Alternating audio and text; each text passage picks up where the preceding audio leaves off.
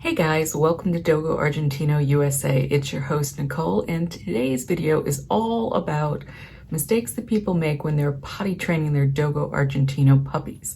Of course, it is currently puppy season, so you may have a beautiful bundle of white joy in your life, and I want to make that transition from new puppy to adult dog easier by giving you common mistakes that people make when they're trying to potty train their Dogo Argentino puppy. Now, thankfully, this is one of the single most intelligent breeds and they do pick it up right away. But let's dive right in and talk about some of the mistakes that you might be making, because if you are, that can make the process much more frustrating and much longer. And I want that curve to be as short and pleasant as it can possibly be.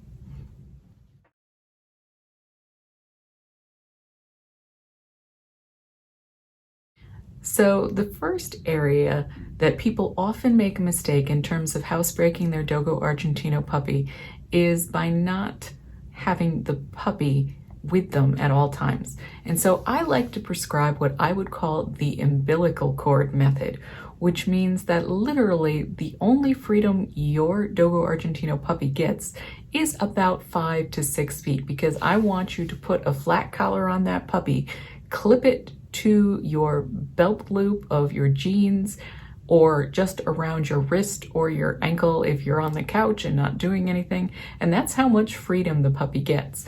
And this does a couple of things. First of all, your puppy can't misbehave because you literally are going to notice. I can say that with all of my puppies that I've raised through the years, I've used this method and I have never had them chew up something that they shouldn't have chewed up as a puppy. So using the umbilical cord method is really helpful for that. You can't have the puppy go into an opposite area than you're in because it's literally connected to you. And this is very successful. What it basically is helping you do is limit the area of damage or mistake that the puppy can make, because the puppy is right there. And I love this method for that reason. You can use a umbilical cord and go through different parts of the house, but the puppy is literally physically connected to you. And so that's really what the basis of learning about your puppy, learning its behavior, and it learning that you're the alpha. You are literally physically connected. And I love this method for that reason. Now, along with limiting the area, what you are trying to establish is a den zone. And a den zone is an area that a puppy is going to avoid elimination in, because they do not naturally choose to eliminate where they eat, where they sleep. And that's why it's so detrimental when people buy puppies from pet stores, is because that puppy in a pet store is forced to eliminate where it eats and sleeps, because they usually have a grate over the cage that it's kept in that allows the waste to fall through. And they do that, I suppose, by necessity. But the problem is it really confuses the puppy, because the puppy can't avoid elimination, and having to do it where it both eats and sleeps can make those puppies very stubborn in terms of nipping a house training issue in the bud. So this method basically establishes the den where you're at, and I think that's so helpful on so many levels. It's not going to chew things. It's not going to rip up a carpet. You're going to know, because it's attached to you, what it's doing at all times. And I think the umbilical cord method is amazing.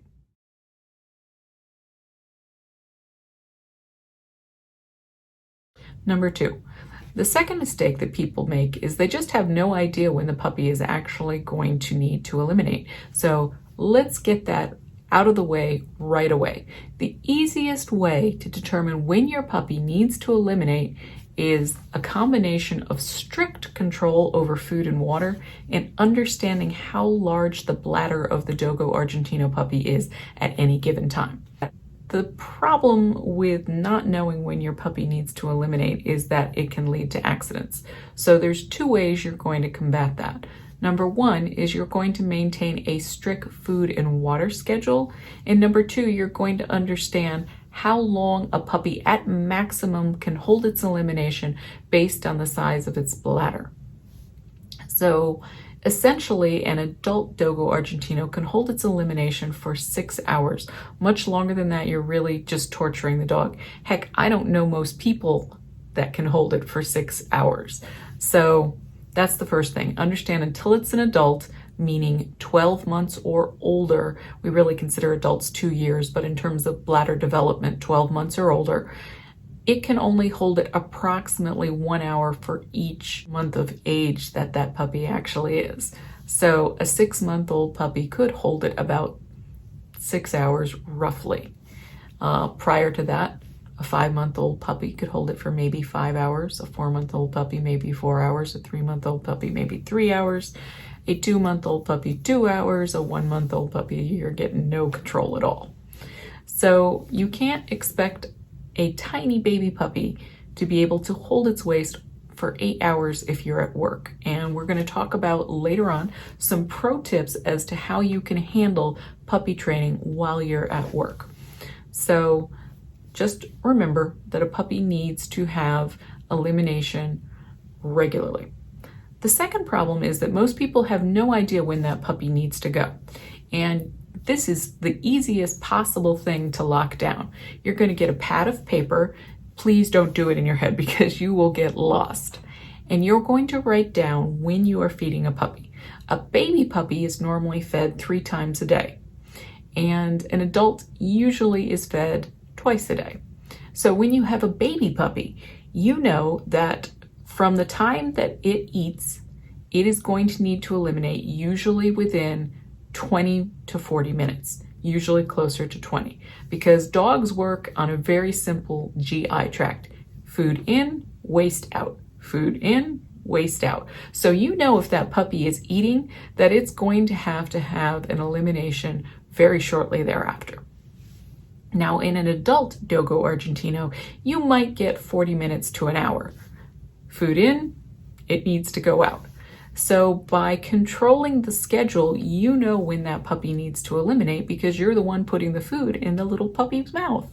So that's, super helpful, I think. Now, another thing that's really important is water. Now, puppies need water for life, obviously, as we all do, but you want to cut off the water, I think, at about 8 o'clock at night. And why do you want to do this? Puppies cannot, when they're baby puppies, when they're 8 weeks old, it's rare that a puppy can hold its waist through the night. It's going to have to go out at some point. And so you want to cut the water off at 8 o'clock so that you're having fewer times that you need to get up and take the puppy outdoors with you to eliminate. And we kept a really, really strict schedule with all our puppies my whole life, and I always knew when they were going to need to eliminate based on when they were fed and when they were watered.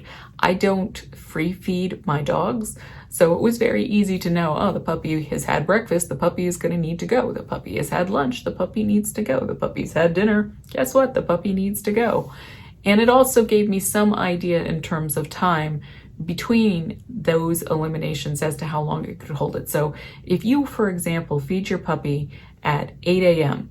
and you know by 8:30 that puppy is going to need to eliminate, and based on the puppy's age, you know you have no more than 1 to 2 hours before the puppy is going to need to eliminate again, it makes it much easier to schedule your day. Now, I really think that keeping track on paper is the way to go, or keeping track on your phone if you prefer, but don't try to get it in your head because sooner or later the days will just mush together and you won't remember when the puppy went.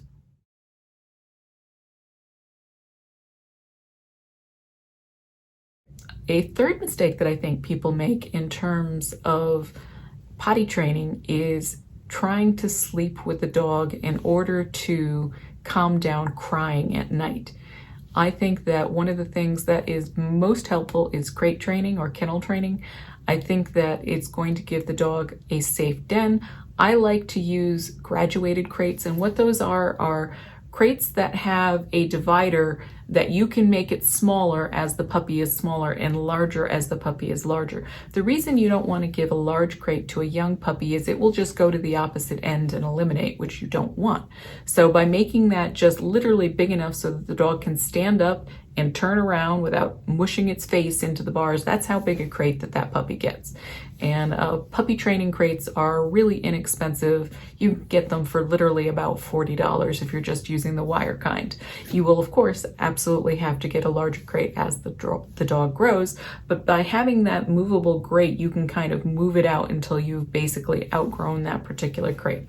I like to have them covered on all sides except for the door. I like the door to face the bed so that it's reassured it's not alone, because psychologically, Dogo Argentinos are incredibly pack driven due to their heritage with the Irish Wolfhound, which is a pack dog. And because of that, it's really unnatural psychologically to want a dog to be separated from the pack. So I have crates at the end of the bed, they can see me.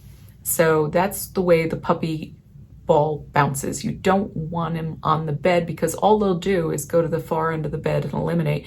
They're not going to associate that when they're young as a den area. And that's the same reason you want to use the umbilical cord. You don't want them going to the guest room or out of sight or the far wall to eliminate, because they're only really associating, maybe a 3-foot area around you as den area. And as they grow and get smarter and older and better control over their body, they will start to associate the whole house with being a den and the whole outdoors with being not a den. One of the other things that's really, really, really important is that you don't scold a puppy for any accident it has with elimination. And why this is so important is because the animal is not going to make the psychological connection that you're upset that it did not eliminate where you wanted it to. The psychological connection that it is going to make is that you are a monster, because it cannot stop eliminating. So in other words, it's going to associate, oh my God, they get upset when I eliminate. I'm going to go hide and do it. And this comes into play a lot when you're taking your puppy outdoors on a leash, and you might be out there, 30, 40 minutes and be like, why is this puppy not going? Well, the puppy's made the connection that you get mad when it goes. So you'll suddenly be out there for a long time. The puppy will sniff around. It's super excited. The dogo's like, outdoors, the best thing in the world. You'll take it indoors and quickly it will go run and eliminate behind the couch. And that's because it doesn't want to upset you, because it's accepted that you become upset when you see it. So that the most important thing that you can do, never, never, never, never scold a Dogo Argentino puppy because it eliminates. A, because it has to, and it's never going to make the connection it shouldn't do it because it's not on your terms. And B, it's your fault. Because if you're using the umbilical cord method, that means you were not paying attention to the body language of the puppy. And it becomes very, very clear after you spend any amount of time with puppies, they do have signs that let you know they've got to go. They'll start to circle around sniffing. That's usually one of the first things you'll notice, is they start to look for the potty spot. And the potty spot, just to let you know, the potty spot moves every single day and they've got to go find it. And once they find it, that's when they go. So if you start to notice their behavior, both because you're controlling their food and water, because you've written it down and they're on a strict schedule, because they're umbilical corded to you, and now you're observing the behavior, there are markers that let you know this dog is about to eliminate. So that is awesome, and you need to take it outdoors. If anything, it's better to take the puppy out more often rather than less often. I would rather have you take the puppy out 20 times a day and have it only go to the bathroom 8 than have an accident inside the house. Because in my mind, for every accident inside the house, you have to psychologically scrub that out of the brain as unacceptable behavior. And you have to blame yourself because you were the one who wasn't paying attention.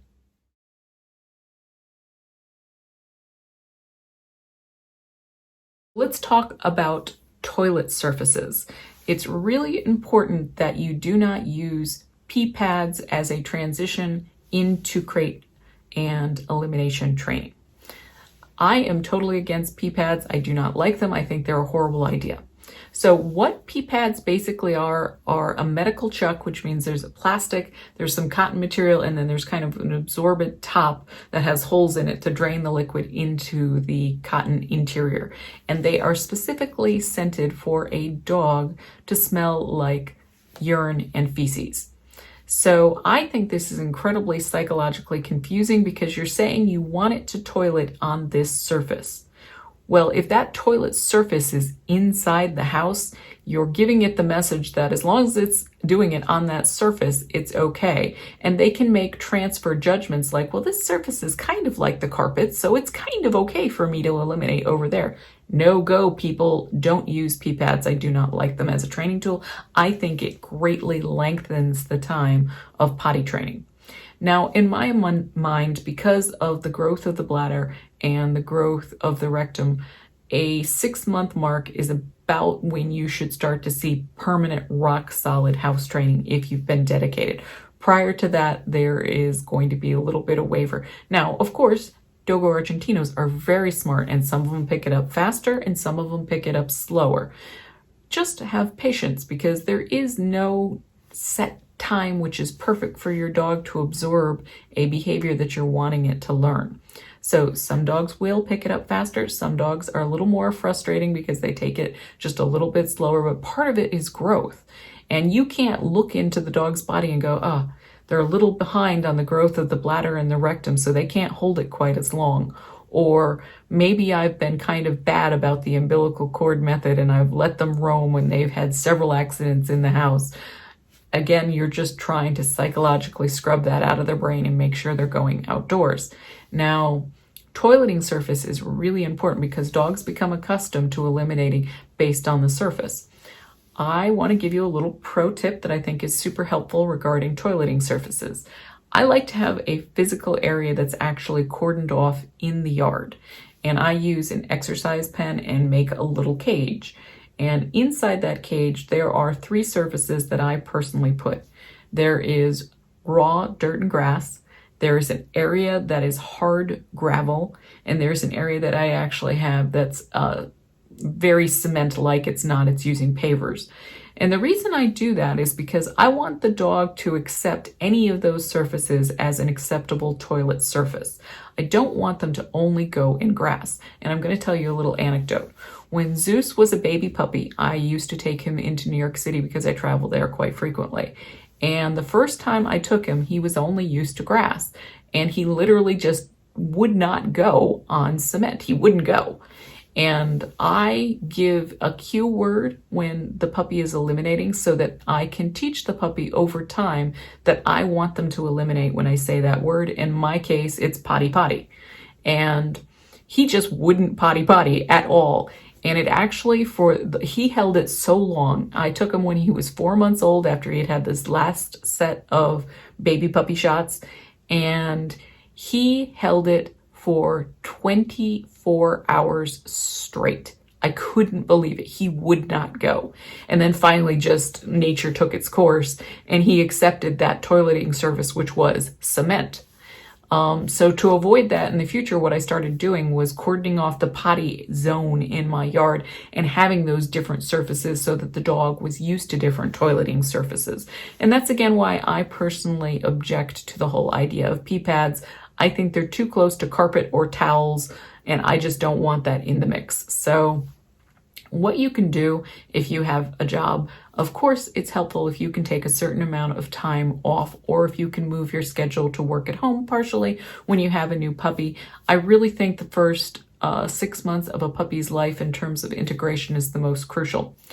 And if you can work that out, you really should. If you can't, and I think that some people can't, I think that they should basically only have a crate and an exercise pen area that's hooked to a dog door so they can go out and they can potty in the exercise pen and then they go back in the door and in the crate and that's all they can go. And I think that you only get to earn your liberty within my house once you've proven yourself of being more reliable. And I would make the area slightly larger in terms of the exercise pen on the outside through the doggy door as they got larger until such time they were basically an adult. Now, I have a very specific potty area, as I mentioned, and that got farther and farther away from the doggy door the older the dog got, until it was basically where I wanted it to be. Now, teaching them to toilet in a specific area in your yard is something that requires rock solid dedication. Of course, the benefits are that it's eliminating having to clean up dog bombs everywhere all over the place. You know exactly where the dog is going to go. But having those physical markers are really helpful. Now, some people say that you should get really, really excited and praise the dog when it potties. I personally feel with a Dogo Argentino that that is completely unnecessary, because elimination is its own reward. It has to do it. So I don't really think you need to praise it like, oh, you pottied, that's the best thing. Elimination is a self-rewarding behavior. So I don't really think it's necessary to do praise of a specific nature or do treats or those kinds of things. Particularly treats, I don't like using food in it, because food in, food out, I think it's very confusing. Now, you can use a clicker with the word potty, click, oh, you did your thing, so that you can get that dog used to eliminating on command. If you have show dogs and you have to do a lot of showing, or you travel a lot and you take your dogs with you, or even if you're just an everyday person, having the dog associate that when you give it the command, it should eliminate, and it gives you a certain amount of time that you can be away from the home, knowing that the dog eliminated on command right before you left it alone. So it is a difficult to seat behavior. It takes a long time. It took about 6 months. But at 6 months, my dog Zeus, when he was a baby puppy, he knew by the time he was 6 months where his toileting area was in the yard. He knew how to potty on command, and he was okay with different toileting surfaces. So I think that those are really good tips. Let me know if you have a specific tip in the comment section down below that I didn't mention.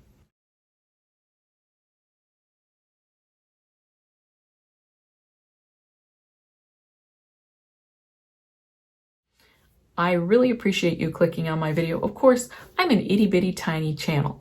So if you really want to help me out, and if this was helpful to you raising your Dogo Argentino puppy, I would so much appreciate it if you like, comment, share, subscribe, hit the bell so that you are notified every time I create a new video. And as always, have a Dogo-tastic day.